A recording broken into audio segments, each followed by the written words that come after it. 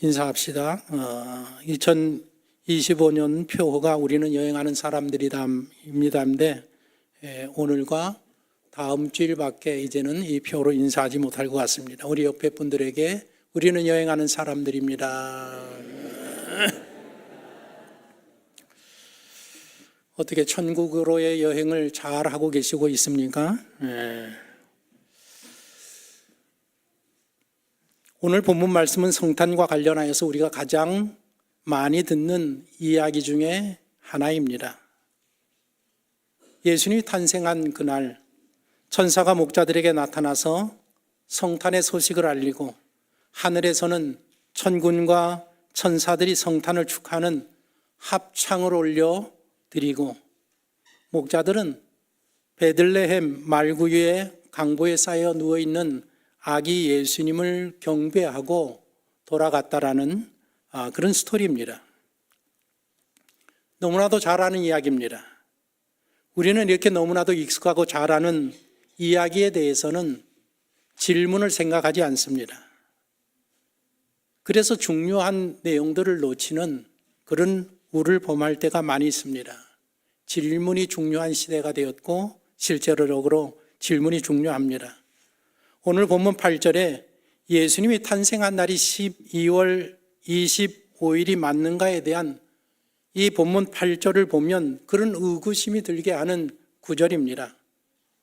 이스라엘 우기는 10월 말에서부터 3월 말까지가 비 오는 우기입니다. 겨울이라 눈이 오는 그런 때입니다.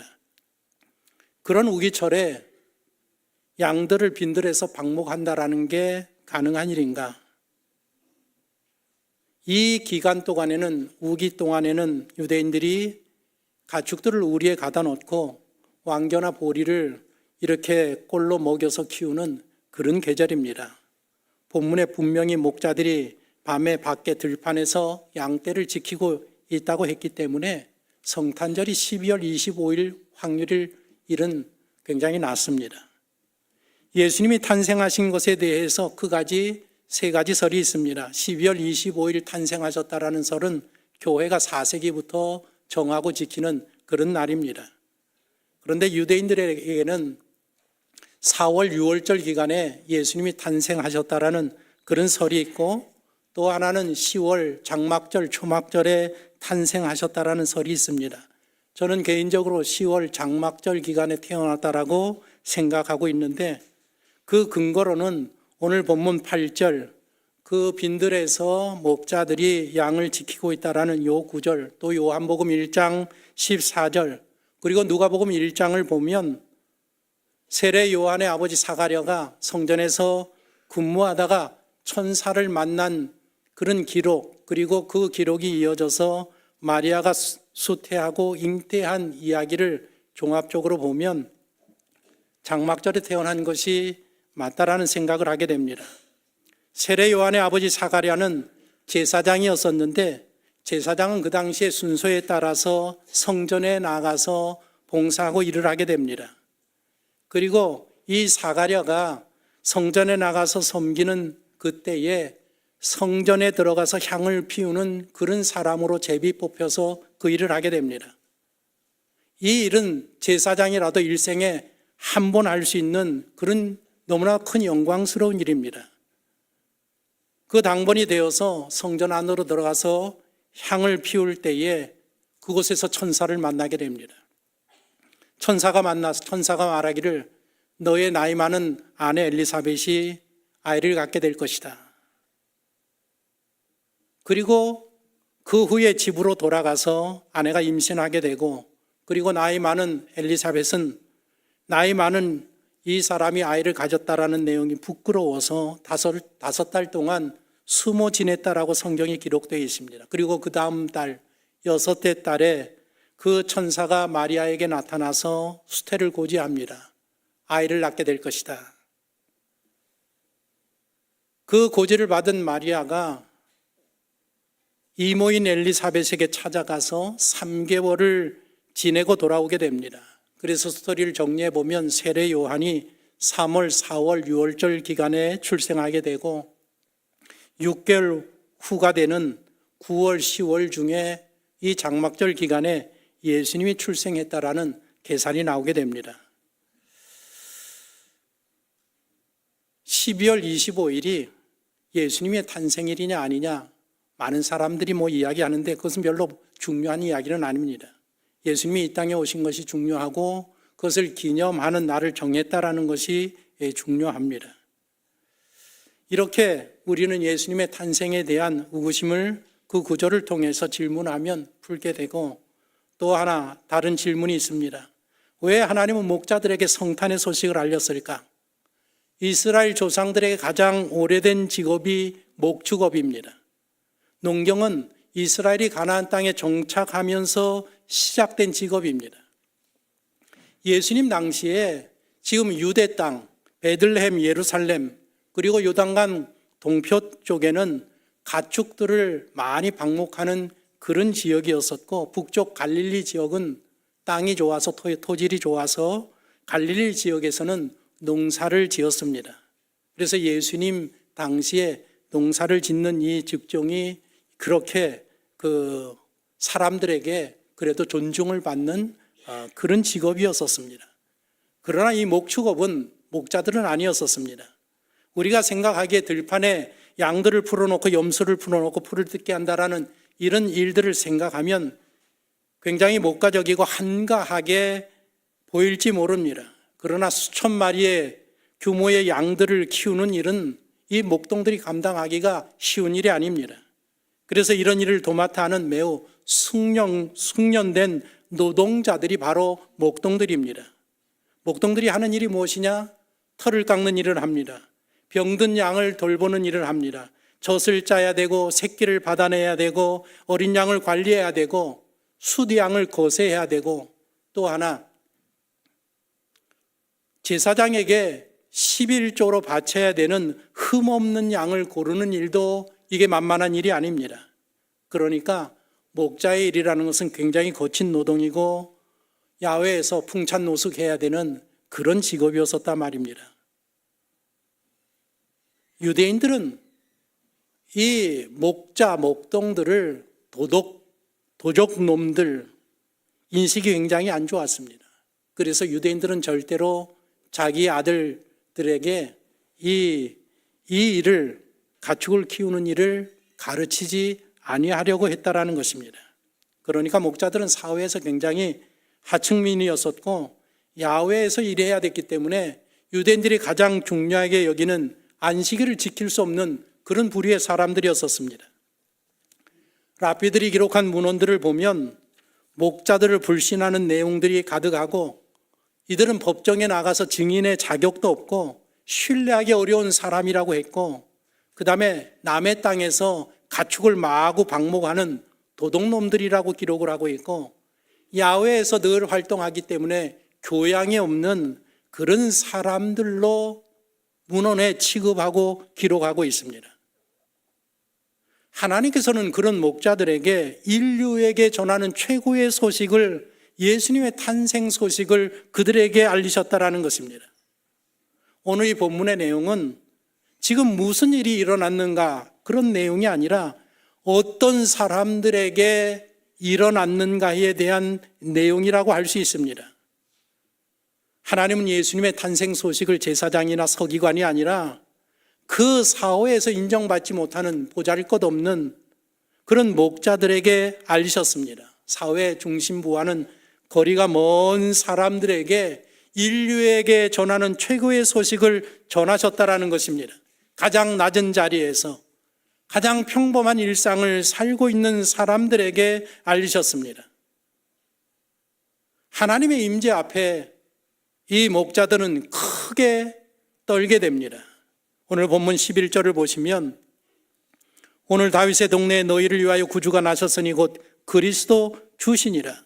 천사가 나타나서 다윗의 동네에 너희를 위하여서, 인류를 위하여서 구주가 나셨다. 바로 그분이 구세주 메시아가 되신다라는 소식을 전합니다. 그러면서 하나님의 그 말씀, 당신이 하시는 이 말씀이 진리이고 사실이라는 증표를 주시는데, 12절에 보시면 너희가 가서 강포에 쌓여 구유에 누워 있는 아기를 보리니 이것이 너희에게 표적이니라 하더니, 내가 말한 것이 사실이고 진리인 것을 너희들이 어떻게 알게 되느냐? 가서 보면 아기가 구유에 누워 있는데 강보에 쌓여서 누워 있는 아기, 그것이 내가 너희에게 보이는 증표라는 것입니다. 예수님의 탄생에 대해서 하나님은 설명이나 이해를 구하는 것이 아니라 오늘 너희의 구주가 나셨다, 인류의 구세주가 나셨다라고 선포하시고 선언하고 계십니다. 예수님의 탄생은 개인적인 일이기도 하고 인류 역사적인 사건이기도 한 내용입니다. 어디에서 나셨느냐? 유다 베들레헴 다윗의 동네에 나셨다고 했습니다. 성지순례를 가면 여러 곳 구경할 곳이 많은데 그 중에 하나가 베들레헴이라고 합니다. 베들레헴에 가면 5개의 유명한 성지가 있는데 첫 번째가 그 베들레헴 입구 오른쪽에 라헬의 무덤이 있다고 합니다. 야곱의 아내가 되는 가장 사랑했던 라헬이 그곳에 도착했을 때에 아이를 낳고 난산으로 죽어서 그 사랑하는 아내를 묻은 그 라헬의 무덤이 거기에 있고, 두 번째로 유명한 유적지는 다윗 왕의 우물이 있습니다. 원래 베들레헴은 이스라엘 백성들의 땅이었었는데 사울 왕이 다스릴 때에 블레셋에게 그 땅을 빼앗기고 맙니다. 다윗의 고향을 뺏깁니다. 그리고 다윗이 왕이 되었을 때에 자기 고향 그 베들레헴에 그 자기가 항상 떠먹던 그 우물물이 간절히 먹고 싶다라는 생각을 옆에 있는 장수들에게 이야기하니까 용감한 장수들이 목숨을 내놓고 그 우물물에 가서 우물을 떠온 그런 일이 성경 사무엘 하에 기록이 되어 있습니다. 그 다윗 왕의 우물이 보존되어 있고, 그리고 예수님이 탄생하셨다라는 그 동굴을 중심으로 해서 예수님 탄생 교회가 아주 화려하게 건축이 되어 있습니다. 그리고 네 번째로는 헤롯 대왕이 여름 궁전을 이쪽 유대 광야, 베들레헴에서 가까운 유대 광야에다가 성곽을 높이 쌓았습니다. 베들레헴이 해발 700m 되는 그런 높은 지역인데 거기에 100m나 더 높은 그 봉우리를 쌓고 성곽을 올려 쌓습니다. 그래서 여름이 되면 거기 와서 경치를 구경하면서 보냈다라고 합니다. 2005년도에 그 이스라엘의 교수, 히브리 대학의 교수가 그곳에서 헤로디움에서 헤롯의 무덤을 발견하는 큰 역사적인 사건이 2005년도에 있었습니다. 그리고 마지막으로 성지순례의 한 곳이 어딘가 하면 목자들의 들판교회, 목자들이 이렇게 천사로부터 예수님이 탄생했다라는 소식을 들은 그 들판, 바로 그 들판이 롯과 보아스가 연애하던 곳인데 바로 그 들판에 이탈리아의 건축가 안토니우스 발루지라는 아주 유명한 건축가가 현대식 교회를 아름답게 디자인해서 그곳에 세웠다라는 것입니다. 아직까지 베들레헴에 가면 그렇게 성지순례 유명한 곳이 있습니다. 바로 그 목자들의 들판에서 목자들이 천사로부터 예수님의 탄생 소식을, 기쁜 소식을 듣게 됩니다. 베들레헴에 너희의 구주가 나셨느니라. 그는 예수 그리스도시라는 것입니다. 그것이 사실이고 진실인 것은 너희가 가보면 강보에 쌓여 구유에 누워 있는 어린 아기를 보게 될 것인데 그것이 바로 내가 말하는 사실임을 입증하는 것이다. 그 말이 끝나면서 천사의 말을 화답하듯이 갑자기 하늘에서 천군 천사가 등장하여서 합창을 합니다. 말로 형용할 수 없는 아름답고 장엄한 그런 찬송이 온 세상에 울려 퍼집니다. 그래서 우리는 성탄절이 되면 핸델의 메시아가 여기저기 음악회에서 연주회가 열리고 교회에서도 연주회가 열립니다. 오늘 저희도 전체를 다 연주하는 것은 아니지만 마지막에 핸델의 메시아 할렐루야 저희들이 함께 찬양하며 앙상블 팀과 함께 연주를 갖습니다. 열심히 연습하셔서 잘 하실 줄로 믿습니다. 그 어려운 거를 어떻게 할지 모르겠습니다. 찬양이 끝나고 호련히 천군 천사가 다 하늘로 돌아갑니다. 그때 목자들이 서로 이야기합니다. 베들레헴으로 가자. 가서 그분을 우리가 한번 뵙자. 목자들이 머물고 있던 이 들판에서 베들레헴 마을까지는 거리가 한 2km에서 3km 정도 되는 거리입니다. 걸어서 20분, 30분 정도 걸리는 거리입니다. 그 당시에 베들레헴 인구가 한 2,000명 정도였었다고 합니다. 그런데 이때는 성경에 보면 호적을 하기 위해서 사람들이 왔든지 아니면 예수님이 장막절에 태어났으면 장막절 절기를 맞이하여서 그 수많은 사람들이 예루살렘에 모이는데 예루살렘에 거주할 데가 없어서 이 베들레헴까지 내려오기 때문에 굉장히 많은 여행객들로 성경은 인산인해를 이루고 붐볐다라고 기록을 하고 있습니다. 그런 와중에도 결국에 목자들은 예수님이 계신 곳을 찾아냅니다. 천사가 전해준 그분, 인류의 구세주로 오신 그 아기 예수님을 찾아뵙습니다. 그리고 천사를 만난 이야기, 천사가 예수님에 대해서 증언한 이야기를 거기 모인 사람들에게 전하고 있습니다. 오늘 보면 18절에 보면 듣는 자가 다 목자들이 그들에게 말한 것들을 놀랍게 여기되, 여기 듣는 자가 목자들이 그들에게 말한 것을 놀랍게 여겼다라고 기록하고 있습니다. 분명히 그 자리에는 마리아와 요셉이 있었고 아기 예수님이 있었습니다. 뿐만 아니라 오늘 본문을 보면 일가 친척이나 혹 여행객들이나 다른 사람들이 있었던 것으로 생각이 됩니다. 그렇다고 하면 이 목자들이 인류 최초의 복음을 전한 전도자였다라고 우리는 말할 수 있습니다. 예수님에 대해서 천사들이 나타나서 이렇게 이야기했습니다. 그 말을 모든 사람들이 들으면서 이 예수님이 바로 인류를 구원하실 구세주, 하나님이 보내시는 하나님의 아들인 것을 사람들이 듣게 되고 마리아는 그 말을 마음에 깊이 새겼다라고 기록하고 있습니다. 그렇게 목자들은 아기 예수님을 보고 경배하고 하나님께 영광을 돌리고 다시 자기들의 양떼가 있는 그 들판으로 돌아가고 있습니다. 양들이 머물고 있는 그 들판이 목자들의 일터이고 직장입니다. 성탄 소식을 들은 목자들은 즉시 일터와 직장을 잠시 비우고 베들레헴 구유로 찾아와서 예수님을 예배하고 경배하고 예수님이 누구신가를 그들에게 증거하고 다시 자기들의 일터로 돌아갔다라는 것입니다. 얼마나 되는 시간을 그 구유에서 그곳에서 보냈는지는 모르지만 거기서 충분하게 사람들에게 이야기를 하고 경배를 하고 예배를 드리고 그리고 자기들의 일터로 돌아갔습니다. 성탄의 기쁜 소식에 우리가 어떻게 반응하느냐가 중요하다라는 것을 오늘 본문이 우리들에게 가르치고 이야기하고 있습니다. 우리는 이번 목요일 성탄절을 맞이합니다. 성탄 앞에서 우리의 우선순위가 무엇입니까? 나를 구원하시기 위해서 인류를 구원하시기 위하여 이 땅에 오신 그 예수님 앞에 나가 예배하며 목자들처럼 경배하고 주님의 증인이 되는 것이 중요한 일입니까?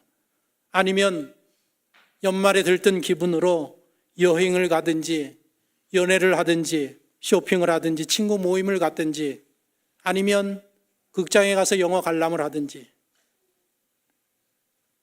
우리들의 반응, 우리들의 태도는 무엇입니까? 아마도 예수님을 경배하고 들판으로 돌아간 목자들은 그날로부터 그들의 삶이 변화됐을 것이라고 생각을 합니다. 왜냐하면 천사를 만났고 영적인 존재인 천사를 만났고 그들이 부르는 천군 천사가 찬양하는 찬양을 그들이 들었고 인류의 구세주가 되시는 예수님을 두 눈으로 보았고 그분이 누구신가를 알게 되었는데 어떻게 돌아가서 예전의 삶을, 똑같은 인생을 살 수 있겠습니까?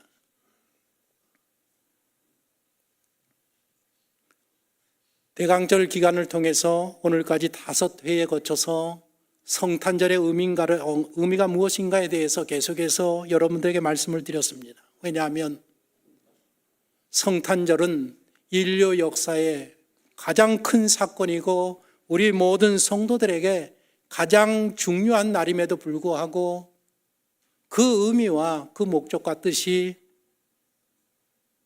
상실되어 있는, 그냥 하루 쉬는 날로 생각하고 유흥을 즐기는 그런 날이 되어버리지 않아야 하는가라는 생각이 너무 깊었기 때문에 이제는 우리가 성탄절의 의미를 회복하고 이 날이 얼마나 중요하고 이 날에 온 가족이 반드시 하나님 전에 모여 예배하는 예배의 삶을 회복해야 된다는 것이 중요하다 생각하여서 성탄절에 대한 설교를 계속해서 5주간에 걸쳐서 여러분들에게 말씀을 전했습니다.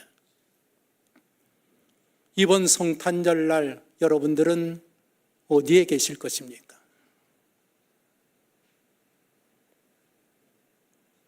우리를 구원하시기 위해 이 땅에 오신 아기 예수님에 대한 우리들의 반응, 우리들의 자세, 우리들의 태도가 우리 인생의 방향을 결정하고 우리의 영혼을 결정한다라는 너무나도 중요한 날이 바로 성탄절입니다. 돌아오는 목요일 날, 다른 어떤 날보다도 2025년 성탄절은 우리의 어린아이를, 우리의 자녀들을 다 데리고 나와 하나님 앞에 예배함으로 성탄의 의미를 회복하고 하나님 앞에 영광을 돌리는 귀한 시간 되시기를 예수님의 이름으로 축원합니다.